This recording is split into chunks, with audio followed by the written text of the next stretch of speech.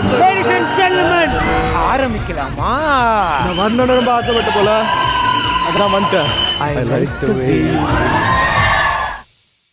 எந்த குடும்பத்தை ஒண்ணும் இல்லாம ஆக்கி எந்த வீட்டை இருட்டாக்கணும்னு அந்த ரம்யா பிளான் பண்றாளோ அதே வீட்ல அவளை இருக்க வச்சு உண்மையான மருமகளா அவளை வாழ வச்சு அவளாலேயே நம்ம வீட்டுக்கு ஒரு புது வெளிச்சத்தை கொடுக்க வைக்கிறேன்.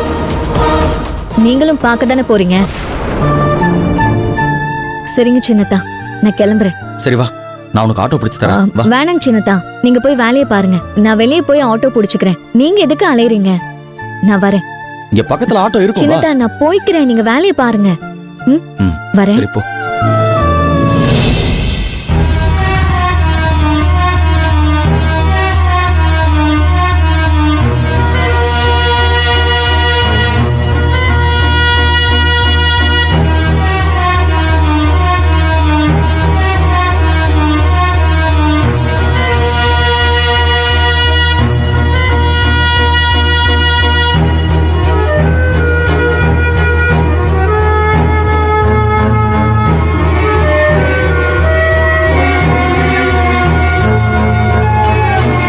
பெரியதா, கோவப்படாம கொஞ்சம் பொறுமையா கேக்குறீங்களா? என்னது என்ன பேசணும் என்கிட்ட? என்கிட்ட எல்லாம் பேசுறதுக்கு உனக்கு என்ன இருக்கு? ஏதாவது பேசிட்டு இருக்க? இருங்க பெரியதா, உங்ககிட்ட பேச நிறைய இருக்கு. எவ்வளவோ இருக்கு பெரியதா. என்னது அட்வைஸ் தானே? புருஷனுக்காக பொண்டாடி சோறு எடுத்து வரலாம், ஆனா என் பொண்டாடிக்காக நான் சோறு எடுத்து வரக்கூடாது. அது ஆண் குலத்துக்கே பெரிய அவமானம். அதனால நீங்க இனிமேலாச்சும் சோத்து முட்டையெல்லாம் தூக்காதீங்கன்னு சொல்ல போற, அதானே? இல்லங்க பெரியதா. இல்ல சும்மா சொல்லிட்டு இருக்காத. நான் ஆபீஸ்ல இருந்து வெளில வரப்ப நீயும் உன் புருஷனும் என்னை பத்தி கேலியா பேசி தானே கிண்டல் பண்ணிட்டு இருந்தீங்க. வந்துட்டீங்க நல்லா. உன் புருஷன் என்னை கூப்பிட்டு அட்வைஸ் பண்ண பொழியறதுக்கு தானே சரவணா சரவணா சரவணான்னு அப்படின்னு கூப்பிட்டு இருந்தான். எல்லாம் எனக்கு தெரியாது புரியாதுன்னு மட்டும் நினைச்சிட்டு இருக்காத. நினைக்கல பெரியதா, உங்களுக்கு எதுவுமே புரியல தெரியல. இதுதான் உண்மை பெரியதா. நான் சத்தியமா சொல்றேன், பொண்டாட்டிக்கு புருஷ சாப்பாடு கொண்டு வரத நான் எப்பவுமே தப்புன்னு சொல்லல. ஒரு பொண்டாட்டி புருஷனுக்காக எதுக்கு சாப்பாடு கொண்டுட்டு வரா? அவன் மேல இருக்கிற அன்பாலையும் அவன் பசியோட இருக்க கூடாது, நல்லா சாப்பிடணுங்கிற அக்கறையோட தானே. இந்த அன்பும் அக்கறையும் தன் பொண்டாட்டி மேல ஒரு புருஷனுக்கு இருக்க கூடாதா என்ன? அப்படி இருந்தா அது தப்பா? கண்டிப்பா இல்ல பெரியதா. அதுக்கு பின்ன ஆமாங்க பெரியதா, நீங்க கிண்டலா கேட்டாலும் உண்மை இதுதான். நீங்க ரம்யாவுக்காக சாப்பாடு கொண்டு வரீங்கன்னா நீங்க அவங்கள அந்த அளவுக்கு நேசிக்கிறீங்கன்னு அர்த்தம். ஆனா பதிலுக்கு அவங்க உங்களை நேசிக்கிறாங்களா? உங்க மேல அன்பும் பாசமெல்லாம் வச்சிருக்காங்களா? காதல் எப்பவுமே ஒரு வழி பாதையா இருக்க கூடாது பெரியதா. பொண்டாட்டிங்கிறவ வெறும் உறவுல மட்டும் இல்லாம உணர்வுலையும் உரிமையிலையும் பொண்டாட்டியா இருக்கணும். நீங்களே யோசிச்சு பாருங்க, ரம்யா உங்ககிட்ட அப்படி ஒரு பொண்டாட்டியா இருக்காங்களா? நீங்க எனக்கு கூட பதில் சொல்ல வேண்டாம். உங்க மனசாட்சி கிட்ட கேளுங்க, அது உங்களுக்கு பதில் சொல்லும். நீங்க ஒண்ணு குழந்தை இல்ல. யாரு உங்ககிட்ட எப்படி நடந்துக்கிறாங்கன்னு உங்களுக்கு நல்லாவே புரியும். ரம்யா உங்ககிட்ட எப்படி நடந்துக்கிறாங்கன்னு உங்களுக்கு புரியாத மாதிரி நீங்க என்கிட்ட மறைக்கலாம். ஆனா உங்ககிட்டயே நீங்க மறைக்காதீங்க. அப்படி மறைச்சா நாளை பின்ன இது ரொம்ப பெரிய பெரிய விபரீதத்துல போய் முடிஞ்சிரும். இதனால பாதிக்கப்பட போறதோ கஷ்டப்பட போறதோ நீங்க மட்டும் இல்ல. ரம்யா உங்களை அவமானப்படுத்துறதும் உங்ககிட்ட நெருங்காம விலகி போறதும் என் மாமாவுக்கு தெரிஞ்சா அவரால் அதை தாங்கிக்கவே முடியாது.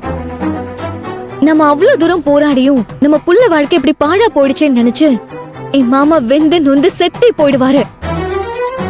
அத பார்த்துட்டு என்னால எப்படி சும்மா இருக்க முடியும் பெரியதா? நீங்களே சொல்லுங்க.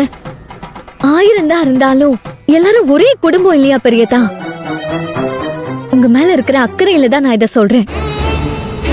நீங்க ரம்யா மேல அன்பு காட்டுறதையோ பாசத்தை காட்டுறதையோ நான் வேண்டான்னு சொல்லல. பதிலுக்கு ரம்யாவை உங்க மேல அன்பையும் பாசத்தையும் காட்ட வைங்க. உங்ககிட்ட எப்ப பார்த்தாலும் கமிஷனராவே நடந்துக்கிற ரம்யாவை உங்ககிட்ட பொண்டாட்டியா நடந்துக்க வைங்க.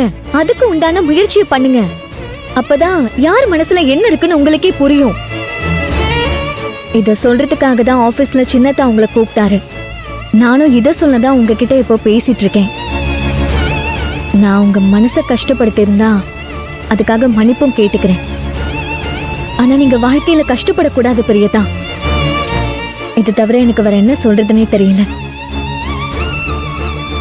அப்புறம் உங்க இஷ்டம்.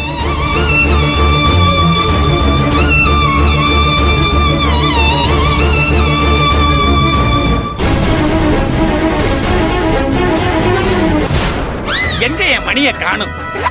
மணி, நீ வச்ச புளிக்குழம்பு சூப்பர். உன்னை சும்மா சொல்லக்கூடாது மணி. அது புளிக்குழம்பு இல்ல, புளிய மரத்து குழம்பு. அவ்வளவு புளிப்பு. இப்ப கூட பல்லெல்லாம் கூசுது, வாயெல்லாம் நடுக்குது. சும்மா கிண்டல் பண்ற வேலையெல்லாம் வச்சுக்காத மாமா. ஐயோ மணி, நான் உன்னை கிண்டல் பண்ணல மணி, உண்மையத்தான் சொல்றேன். இந்த உலகத்துல யாருமே இப்படி ஒரு புளிக்குழம்ப இதுவரைக்கும் யாரும் வச்சிருக்கவே மாட்டாங்க. என்னடி என்ன சாப்பாடு போட்டாலும் நல்லா இருக்குன்னு வக்கனைய சாப்பிடுற ஏன் தம்பியே, நீ வச்ச புளி குழம்ப இப்படி கழுவி ஊத்துறா? இந்த லட்சணத்துல உன் தம்பி வேற கமிஷனருக்கு இந்த சாப்பாடை எடுத்துட்டு போயிருக்கான். ஐயோ, போனவனை வேற இன்னும் காணோம். என்ன ஆச்சோ ஏதாச்சோ, ரம்யா சாப்பிட்டாளா இல்லையான்னு ஒண்ணுமே தெரியலையேடி. போச்சு, போயே போச்சுங்கிறேன். இன்னைக்கு கமிஷனர் பெரிய கலவரத்தையே உண்டு பண்ண போறாங்க. அதையெல்லாம் உன்னுடைய கைங்கரியம் தான் மணி. நீங்க வாயை வச்சுக்கிட்டு சும்மா இருக்கீங்களா? ஏய், நீ கையை வச்சுட்டு சும்மா இருக்க முடியாதானே? உன்னை யாரும் சமய கட்டு பக்கம் போய் சொன்னது? பாவம் சரவணா மாப்பிள அந்த கமிஷனர் மேடத்துக்கிட்ட மாட்டிக்கிட்டு என்ன பாடுபடுறானோ. டேய், நீ வேற சும்மா இருடா, வயித்துல புளிய கரைக்காத. ஏக்கா, உன் பொண்ணுதான் குழம்புல இஷ்டத்துக்கு ஏகப்பட்ட புளிய கரைச்சு ஊத்தி இருக்கிறா. அது போதாதுன்னு நான் வேற உன் வயித்துல புளிய கரைக்கணுமா? சாரி. ஏய், அவனை ஏண்டி மறைக்கிற? அவன் சொல்ல சொல்ல எனக்கு பயமாவும் பதட்டமாவும் இருக்கு. இவ்வளவு வயசாகுதே, உருப்படியா ஒரு குழம்பு வைக்க தெரியுதா உனக்கு? நீ வேறமா, அவர்தான் ஏதோ உளறிட்டு இருக்காருன்னா நீ அதை பெருசா பேசிக்கிட்டு என் மேல கோவப்பட்டு இருக்க. மா, குழம்பு நல்லா இருந்துச்சு. நம்ம ரம்யாவுக்கு கண்டிப்பா அது பிடிக்கும். ஏய், நிஜமாதான் சொல்றியா? நான் வேணும்னா உன் தலையில அடிச்சு சத்தியம் பண்ணட்டா? வேண்டாம் வேண்டாம் வேண்டாம். ஐயோ, வேண்டாக்கா வேண்டாம். ஏங்க, நீங்க பேசாம இருங்க. அம்மா, எதுக்குமா உனக்கு சந்தேகம்? நான் வேணும்னா ரம்யாவுக்கு போன் பண்ணி தரேன், நீ ஏன் கேளு. ஓ மருமக என் சமையல ஆஹா ஓகோன்னு பாராட்டலனா என் பேரே நான் மாத்திக்கிறேன். ஏன் மணி, மணிமொழிங்கிற உன் பேரை கோவில் மணின்னு மாத்திக்க போறியா? ஏய், சரி சரி விடுங்க, நீ முதல்ல போனை போடு, என்னன்னு கேக்கலாம். இவ சமைச்சு யார் சாப்பிடுறது?